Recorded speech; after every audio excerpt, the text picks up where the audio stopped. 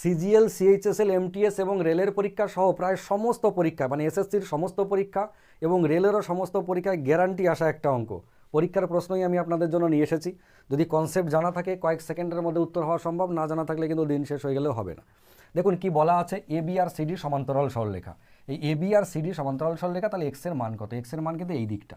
বিশাল একটা ব্যাপার, দেখে মনে হচ্ছে সব বোনাস বার করবো কীভাবে, কিচ্ছু কষ্টের ব্যাপার নেই। আপনি একবার খেয়াল করে দেখুন, যদি এটাকে আমরা এরকমভাবে বাড়িয়ে দিই, যে কনসেপ্ট আমি আপনাদেরকে দেখিয়েছিলাম এসএসসির কোশ্চেনে সিজিএল এসেছে এরকম এরকম কোণ, যেটা মনে করে দেখুন যে এই কোণটার মান বার করতে গেলে যদি আমি এই কোণটার মান পেয়ে যাই, তাহলে 360 থেকে বাদ দিয়ে দিলেই কিন্তু এই কোণটা আমরা পেয়ে যাব।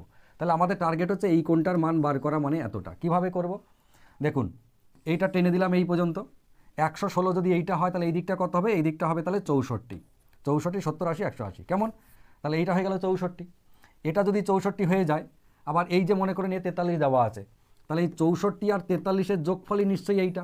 মনে পড়ছে যেরকম আমি দেখিয়েছিলাম, যদি কোণ এরকম এরকম হয় তাহলে ওই দিকের কোণের যোগফল হচ্ছে বাঁ দিকের কোণটা।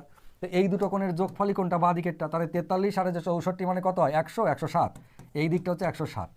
যদি এই দিকটা 107 হয় তাহলে ডান দিকটা কত? 360 থেকে যদি 107 বাদ দিই তাহলে 260, তাহলে হচ্ছে 7 বার 253, মানে 253 হচ্ছে এই দিকের উত্তর। এক্সের মান কত? 253।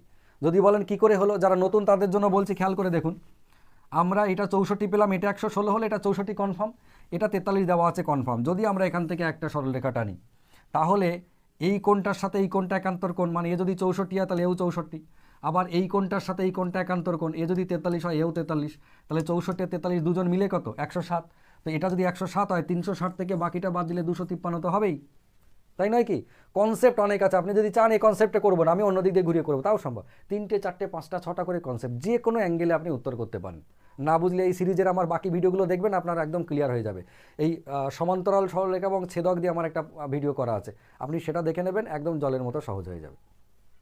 যদি বুঝে গিয়ে থাকেন খুব ভালো কথা, তাহলে এটা আপনার জন্য হোম টাস্ক হইলো, উত্তর করবেন এবং কমেন্টে জানাবেন।